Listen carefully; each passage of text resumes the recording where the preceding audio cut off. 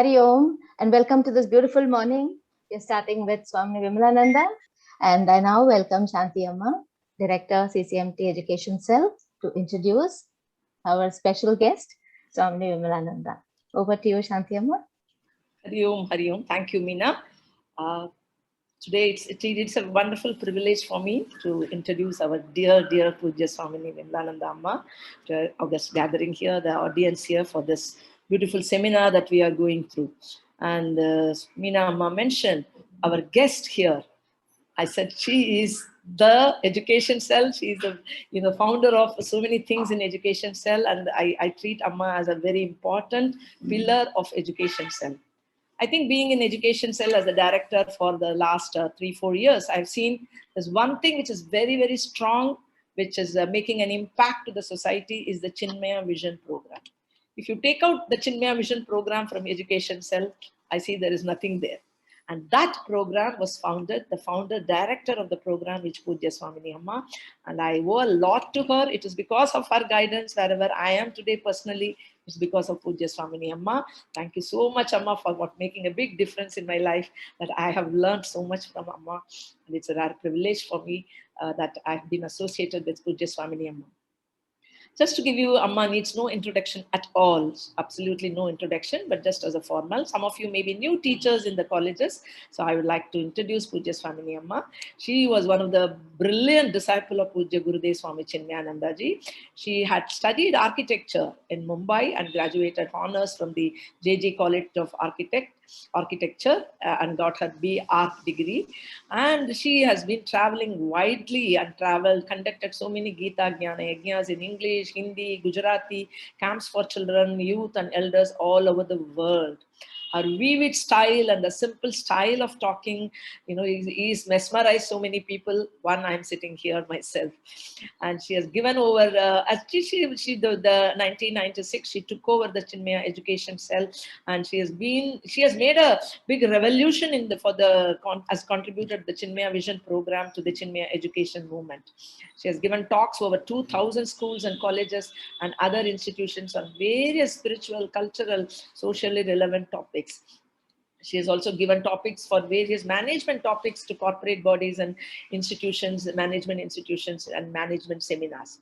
And she is an authored so many books. Her simple style, the books really are really wonderful tools for us to implement, the true concept of education. The vision of Gurudev can be easily implemented when we use her books in the classrooms. I have experienced it myself, especially the book on Indian culture. In Indian culture, why do we conflicts and confusions in Indian culture, facing fear? And the bestseller is the LEEP, the Life Empowerment Enrich program, which was designed truly for the college children, adolescent children, to how to handle value education for those children. That's one of the very beautiful books Amma has written, and she has attended and addresses various international conferences. And when she was in the education cell until May 2017, all the 100 Chinmaya Vidyalayas were reporting to her, and she had the Chinmaya Vision program. I remember personally when I was in Jamshedpur, Amma visited there in 1996. I had just taken over as the principal. She came there, she addressed the teachers, she addressed the parents, she addressed the children, and an untiring effort. She did this to every school, all the 100 schools. That's how the Chinmaya Vision program was launched. Today we see whatever is in the Chinmaya Vision program. I'm sure you will all endorse whatever I'm saying. This 2-day seminar you have attended.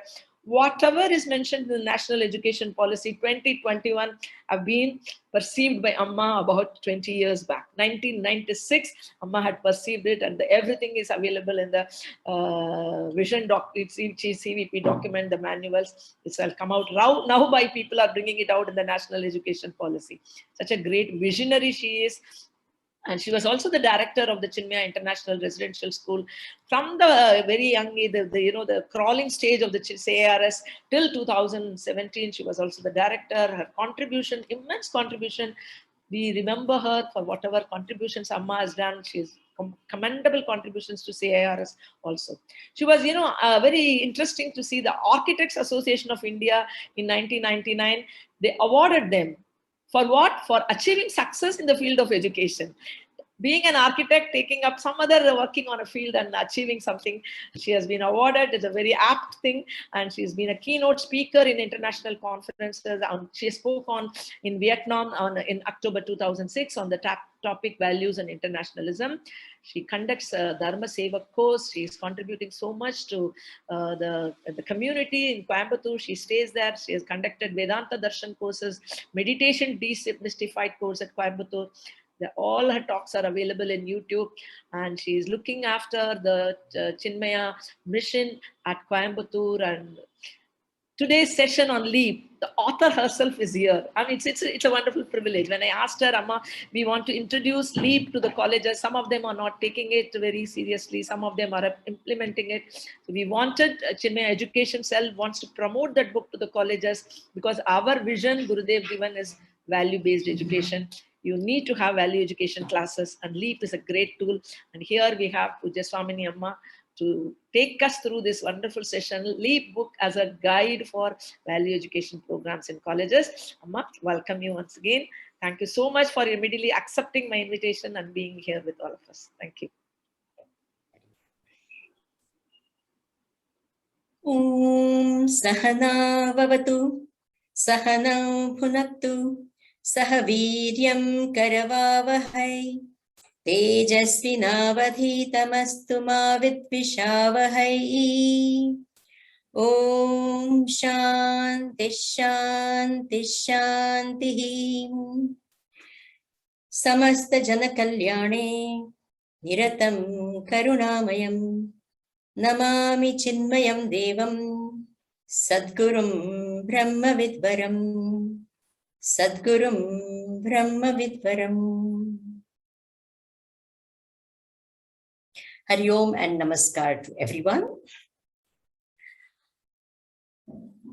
Shanti Amma gave a beautiful introduction, and I see that when I resigned as in charge of the education cell, I'm so happy that the baton was passed on to Shanti Amma and a group of very, very wonderful people, so that this wonderful work of Gurudev's vision on education is going forward. Now, school education is completely different from college education. Yet, there is a thread running through all of it. In school, you have from infants, they take it 2.5 years.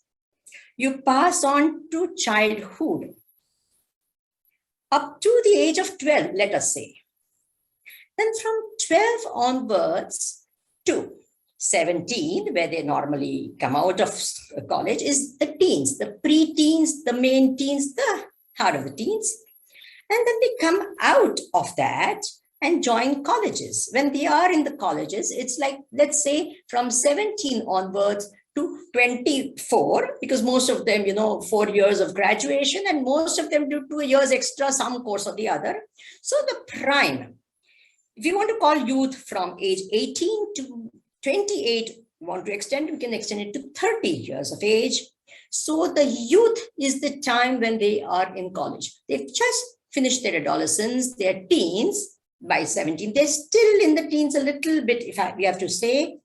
And then they started becoming youth, young people, and they go on till they reach their prime youth by 23, 24, and they come out of colleges. This is the normal this. So we are dealing with a completely different age group from schools. This is one thing that all of us have to appreciate when we are implementing any program at all.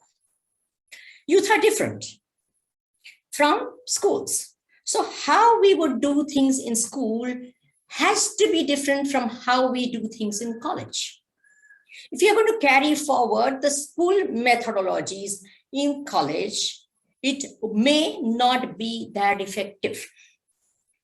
However, as I have said often, and I still say it once more, the teacher who learns the system teaches the system. So what has happened as far as college is concerned, we have not got, and one of the biggest weakness, which I even said in the national education policy, still I see a little vacuum about that. College teachers, with all due respect, with all pranams to all of you, I would still say most of the college teachers, except for rare few, we have got no background of education in college. In schools, we do what is called a B.Ed degree, a Bachelor of Education. You come out with a Bachelor of Education. So you have been taught what is education, not just your subject. So you have teachers. That way, that school teachers are much better off because they have understood not only their subject, whether it's math, science, physics, chemistry, biology, but they have also understood what is education. However, as far as college professors and teachers are concerned, there is no curriculum where they do not have to do what is called a degree in education or an education study at all. They know their subjects. They may have physics, maybe PhD, it doesn't matter whether they have PhDs or master degrees or whatever be it, but they have absolutely no qualifications as such on education. So what happens is, the system that they have learned in schools and colleges is what is they follow exactly the same thing. And therefore, there's a big lacuna. There's a real need, an absolutely dire need of thinking about these things. Right now also, I did point out to some people that in the national education policy also, we have some of the colleges have, where you have to do a 3 months contact program. 3 months only, to become educationist. So you may be a professor of physics, fine, wonderful. Your knowledge of physics is excellent. But what is your knowledge of education? Nothing. So what happens is most of the college professors adopt the ways that their college professors taught them.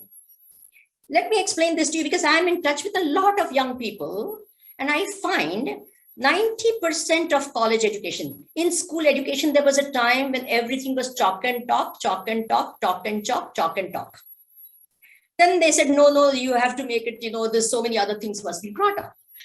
In college, 90, maybe more % of education is PPP.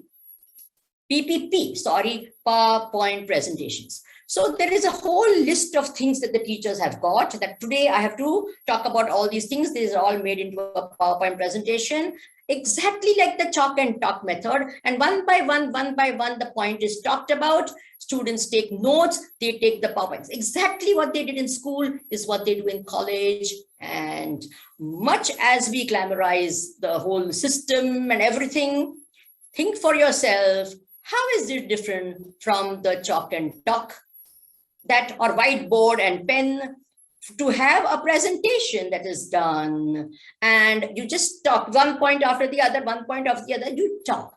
So you teach exactly the way the school teachers teach, the college teachers also teach. So you are addressing not school children, you're not addressing teenagers, you are addressing youth. So until and unless we appreciate the very difference in the development of a youth or a person who is a youth, education is not that effective.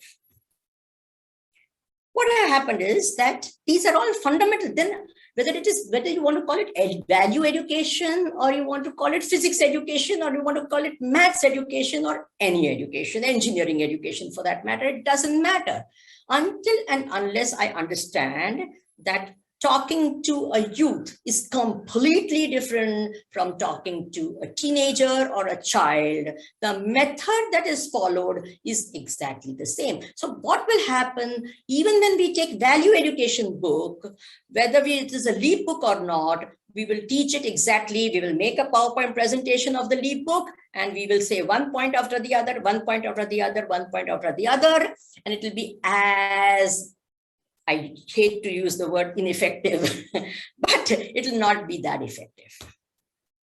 I hope everyone understands what I'm saying. And if you feel so, can you nod your head to what I'm speaking? I know it's a little harsh, but I don't mind telling you this because I want to. When I started first on the CVP, I had to talk a lot of things about how school education was becoming very, very, not that effective. So we had to introduce something new. We had to make people, we had to literally shake people out of their, comfort zone to be able to bring CVP at all. So similarly, please excuse me for that, but I'm trying to shake you all up a little bit. If you are shaken, then I am successful. I will be happy about that. If I have not been able to shake you, I am a failure. So therefore, please think about it. When a person comes out of school, what do we expect? That school education should have done this to the person. We have to similarly think, what do we expect when a child comes out, when a youth comes out from a college? What is that product that comes out?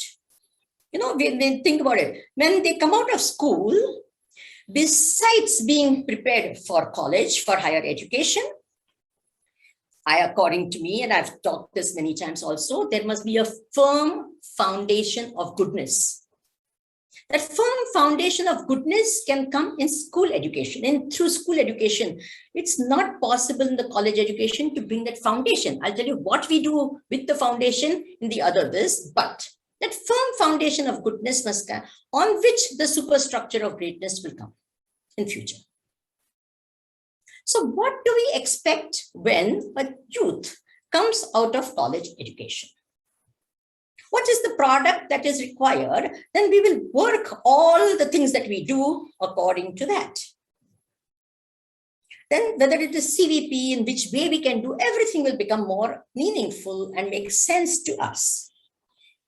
So very, very beautifully, our scriptures has said what a youth should come out. When they come out of their education system, how they should be. I don't have to go far. It's there. It is said in the Taittiriya Upanishad, it is said, Yuva Syat, please keep noting, Sadhu Yuva Adhyayakaha, Asishto, Dhrudishtaha, Balishtaha. First, he's a youth. So understand what are the characteristics of the youth. Very, very important, as we say, for young, remember, they have reached their prime when they are in their youth. Our human life, physical prime is reached when we are in our youth. That is why you see in all Olympics, the majority of the sportsmen are between the age of 18 and 24 to 28. Is it a fact or not? You reach your peak in terms of your physicalness. That is why when we think of even CVP and we talk of physical development, remember, development is not what happens between age 18 and 24. Whatever height you are going to grow, you have already grown till 18. You don't grow taller, you only go broader.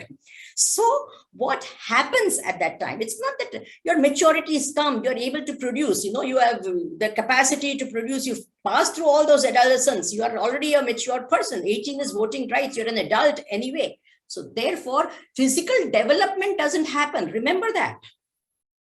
It is only reaching physical peak. Is it okay? Yeah? You reach your potential, whatever you have in your physical potential is what you reach in the youth. You don't develop in the youth. Please remember that. There's no physical development in the youth. There is reaching your peak in the youth. And after that, believe me, it is all a journey downwards. It doesn't happen as it is. It just is a journey, what? Downwards. After 30, all of you know you're all above 30. You're sitting in front of me. What energy you had when you were 24, you definitely don't have right now. Is it a fact or not? So therefore, it is not development. It is reaching your peak is what is happening. And therefore, everything that we do in terms of physical, is to enhance, to reach, to challenge, So activities of that nature, which brings about this sort of a thing. Majority of the colleges that we know of, they only have their children coming, taking classes, going back. There's absolutely no scope in the college campus itself for any physical activity or sports or games or anything like that. Nothing is encouraged that everyone must participate in some this. If we can put in the middle of that whole academic, this 1 hour compulsory where they go out in some sort of a sports ground or somewhere and they play, it would be a big thing. You're bringing back games into the life of children. Most of the children just don't have anything in their college days. It's only going, attending classes, coming back, going, attending classes, not coming back, going anywhere else. But so therefore there is nothing in terms of the colleges doing anything in this regard. And why not? You can have climbing, mountain climbing clubs. There are hundreds of things.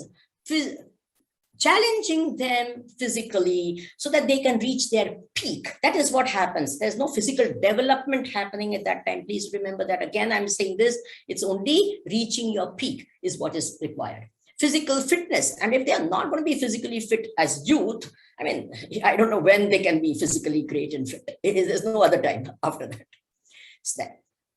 Now, so you are, and the other important thing about a youth is you see the youth, their face shines with beauty.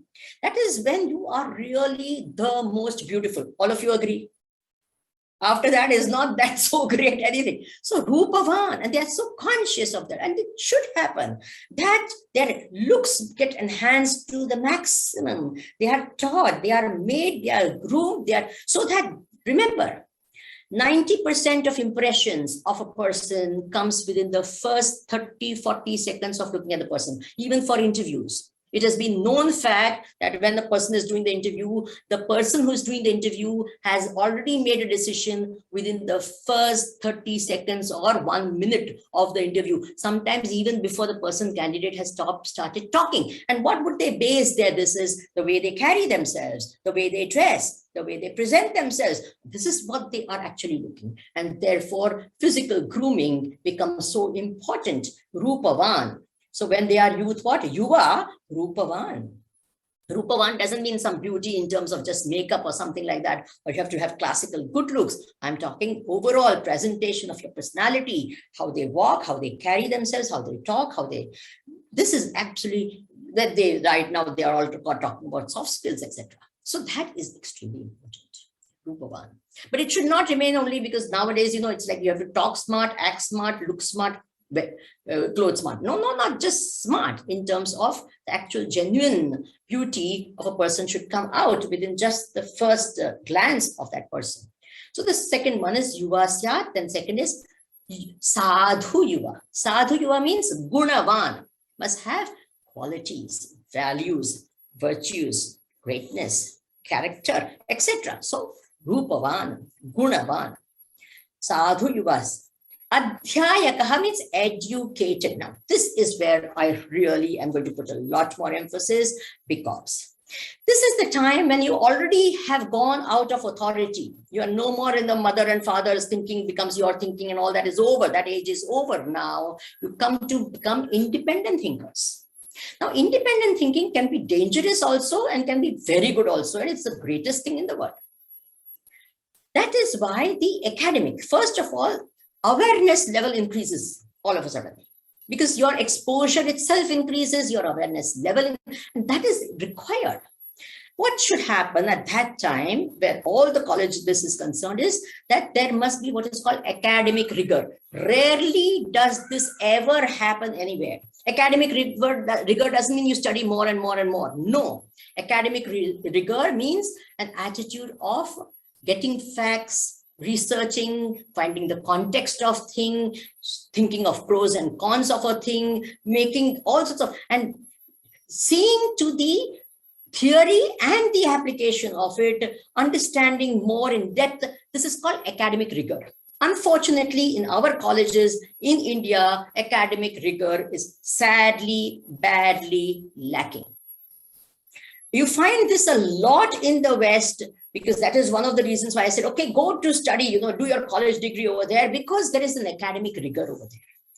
They become, like anything, facts and presentation of this has to be based on so much of research and thinking and referencing. And what happens here, the same thing, the teacher gives all the PPP and everyone takes it down and again vomits. Exactly how they do in school and schools, they do it in the same way in the colleges. Rather than doing research, independent thinking, getting your facts, analyzing it, pros and cons. This is called academic rigor, and this is an absolute necessity in colleges.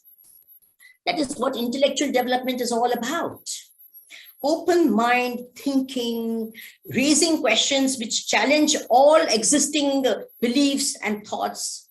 Youth is a time when you go, whatever you were believing, you go into a state of disbelief, which is healthy in a very great way. All the great thinkers in the world have gone through this phase of disbelief into thinking and coming to beliefs. This is a very important point. Youth is the time when they're in your colleges, they go from a point of what? Disbelief in everything to belief in some things. Okay. And therefore, what are we doing in our college? This to encourage this thing, because so many times we find youngsters in their college from disbelief remain in a state of disbelief. They don't go into a state, because by the end of college, they must get into a state of what? Belief in certain things. Yeah. So this is the process, a very, very important process. We cannot say, nah, now no one believes, no one is thinking, no one has got Shraddha. No. We cannot leave it that way. We have to make them think. They have the capacity to do all of that. So going from a state of what? Disbelief to coming to a state of what? Belief is the youth period that you have all the youngsters in your hand.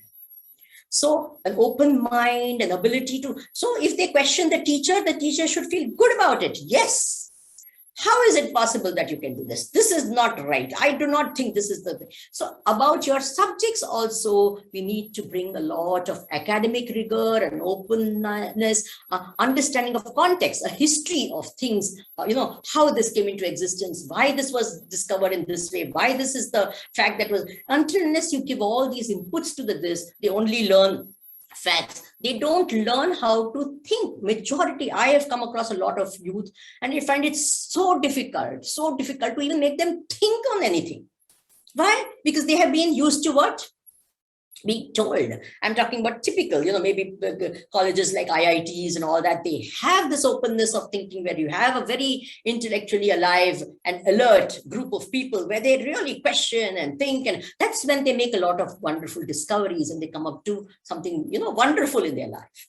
So therefore, that is why it is said, Adhyayakaha means Vicharavan. Education must make us be able to think rightly. So therefore, an important subject in our schools, colleges, everywhere must be not just what to think, but how to think.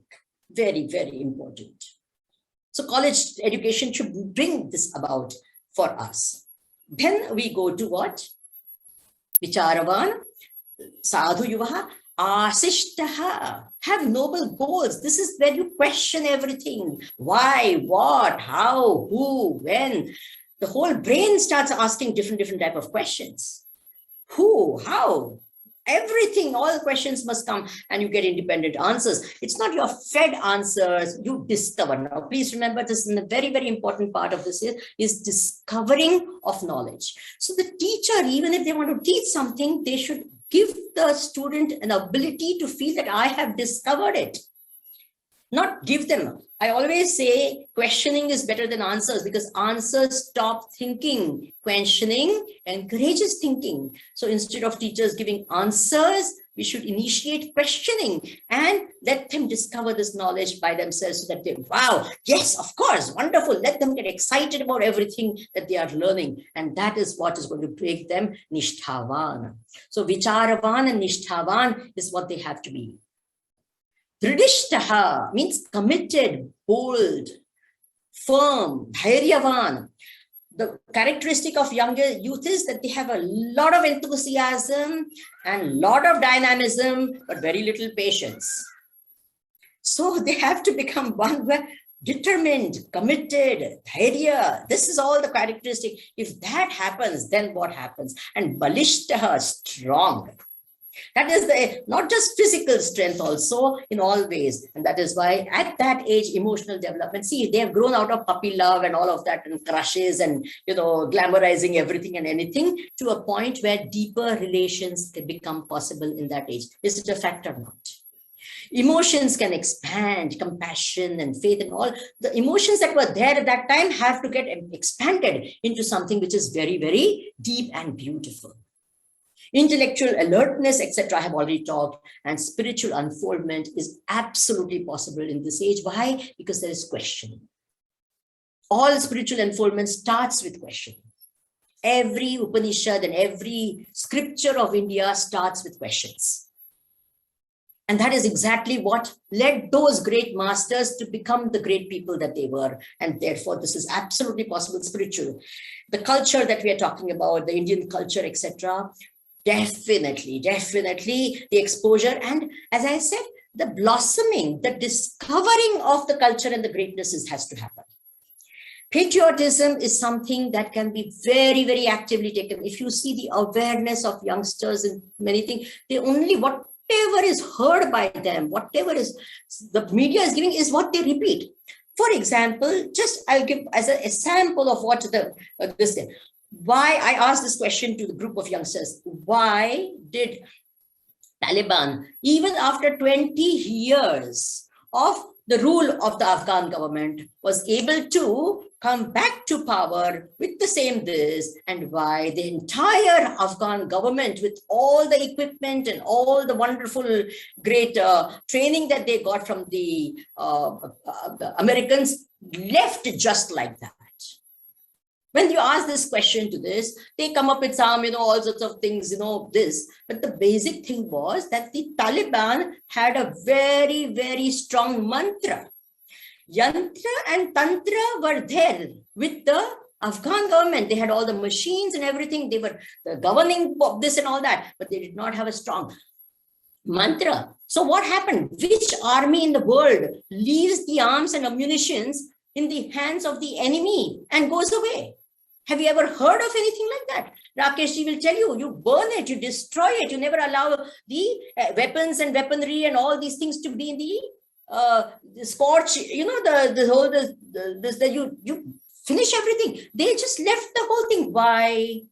Ideologically, they were strong. Whether it was good ideology or bad ideology is not the point. The point is they had a strong ideology, and that is why they won. So until unless our youngsters have these strong ideologies, strong thinkings and purposes and goals and aims and objectives, yantra and tantra, just getting degrees and jobs is not going to do. We are seeing this all that just because they have an education, they have a training, they have all that. Nothing happens. What happened to the Afghan army? It was completely destroyed. Nothing happened out of it. Whereas Taliban did not have all of that, and yet they succeeded. Why? Their ideology was strong. Good or bad is not the point. The point is this: ideologically, they were very strong. So 20 years under the other rule also, their ideology they maintained. This is called dhairyavan, dridishtaha, balishtaha. And if that happens, the Gita says also, and the Upanishad also says, you are successful. Then you have all of that. Now, why am I talking all this, and why am I not talking about LEEP?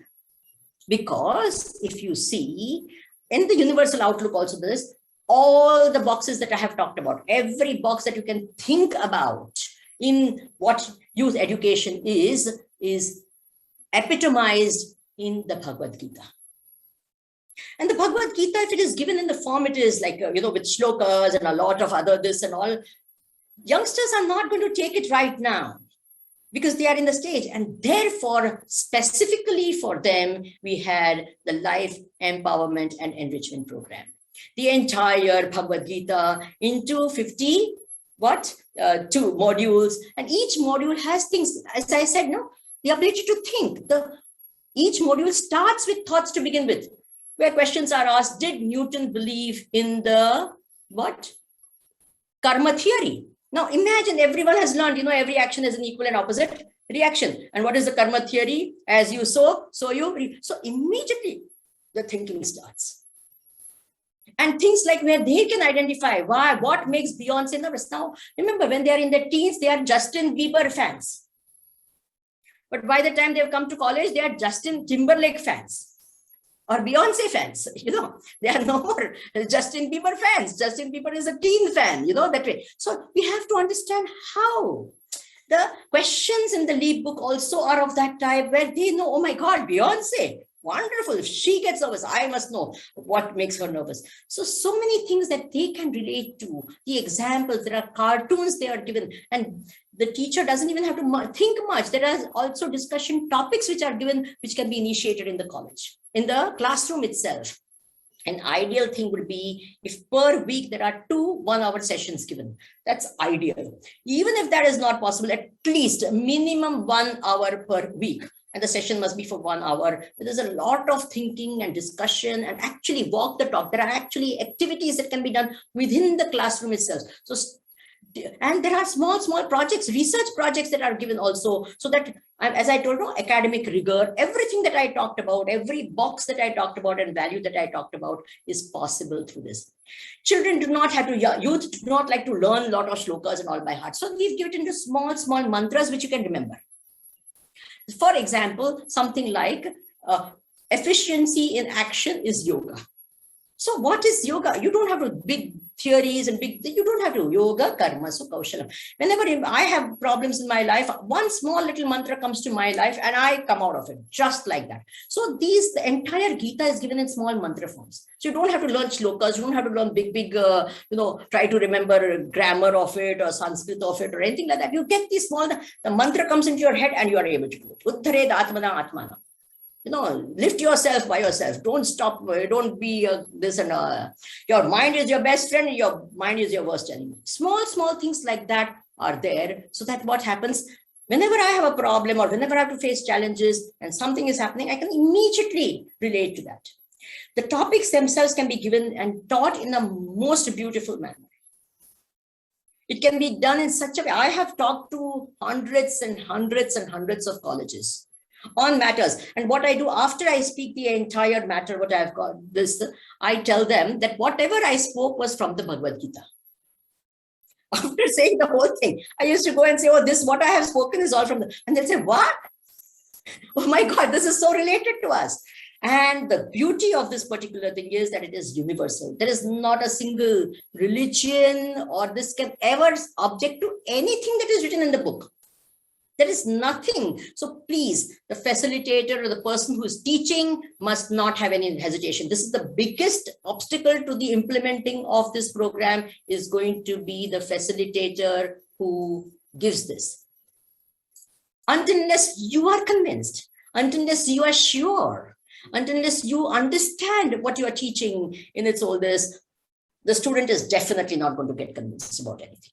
You will not be able to reach out to them. So each of the, when you go to this, at least the whole chapter, you should not just that particular module, whole chapter you should completely familiarize yourself with, go a little deeper yourself into it, think about all the things that are being talked about and all, and then you face your students, you will be very well equipped to take it.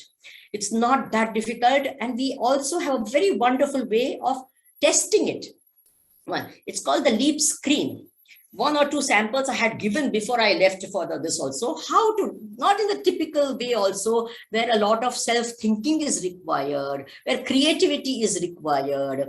According to me, one of the most boring tasks that any teacher has is correction of papers. So I wanted to make things interesting for me. I know it's just the most boring, unbelievably, because imagine reading 100 of the same answers. Oh God, what a boring thing. So what I did is, whether it was in school or it is in college, I said, I have to make my life a happy life. So let me ask questions in such a way that I find joy in reading the answers. So some of them can be just, tick off, information and all that, but a lot of things can be creativity. A lot of it can be self-thinking and introspection and all. And these are all answers you will love to read. You will love, and that is how we are going to be able to evaluate. Evaluation also doesn't have to be the standard, typical way. It can be in a very, very creative way. That's why we used to call them LEEP screen. Test what? LEEP screen. So therefore, we can make it into a very, very beautiful and exciting program. Arjuna was exactly like all your college students, skeptical. Not that he was a believer, even though Krishna was his best friend. It's not that he questioned everything. He even told Krishna, what you are saying is impractical. I don't think this is working. This will work. You say this, but I know this. These are questions he asked. And this is exactly what you should expect your young people to do. Ask you questions, challenge you, tell you this is not possible. I think this works better. So what happens? You yourself will get challenged. You yourself will think a lot. And the first beneficiary of this program will be you. I have said it 100,000 times that the first beneficiary of that program is always you. The second beneficiary is not your students. Please, again, let me tell you. The first beneficiary is you. The second beneficiary is not your students. It is your family. Because to the extent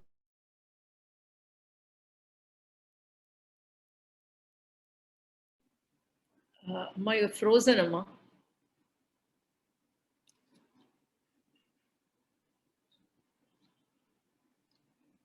Shiva?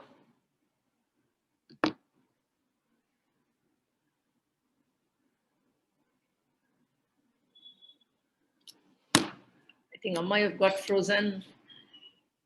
Yeah, brilliant.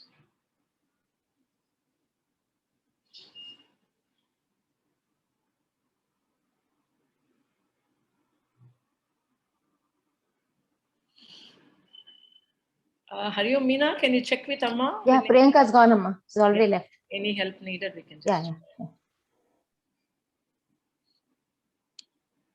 See, Hariom, that's Amma has spoken about it, but unfortunately, the books are not utilized by the colleges, except the Palakkad colleges. They are teaching it, they are implemented it to the students. I have come back online. Can you hear me? Yes, Amma, now we can hear you. I'm sorry, in between the connection went off. That's why this thing is there. So to sum up, what we find is that Arjuna was exactly what we have in our youngsters nowadays. And therefore, this is very relatable to the young people. This entire LEEP program, the way it is made also, it is given in small modules. It becomes very easy for the facilitator.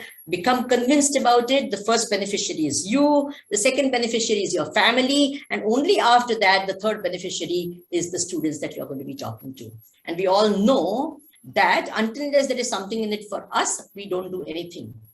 So please understand that the first beneficiary is not the student. The first beneficiary is me, myself. Only the second and the third beneficiary is the student. And therefore, I'm sure you will be able to do a great job with LEEP. And remember, they are youth. They are not school students. So change the methodology of teaching, change your entire approach to your this. PPP is okay once in a while, but every time to do a PPP and teach is exactly like teaching in schools. It is not different at all. So therefore, how you do it, I'll leave it to you, to your imagination and this. I know hundreds of ways in which I would do if I was a college professor. Because remember, when I was in college, I am so sorry to say, I had zero respect for teachers. It is only when I came out of the college, I met my guru, I met Gurudev Swami Chinmaya, that my respect for teachers, whether it was school or college, started coming up. Because what happened, as I told you, just so typical. I mean, and maybe majority of the students like that, taking down notes and taking PPP and listen. But I mean, I was completely dissatisfied. It did not satisfy me in any possible way. So I spent more time in the library. I spent more time in the, doing my own thinking and all that. And I went about and did my own research. I now understand I did exactly what a college student should be doing. Without realizing that. I used to go into slums to see how buildings happen and thinking so much of research. Just because I was doing architecture, I went to a course on astronomy to learn about outer space, because architecture is design of spaces. So I said, if it's space, let me learn about outer space. I went to a course of psychology to study how human beings understand space in their mind. How do I know it's a round in the mind? How does it happen here? It's a square. How does it happen? So these are all the things I did when I was in college. None of it was taught by my teacher. I had a history of architecture teacher who had notes older than the history of architecture.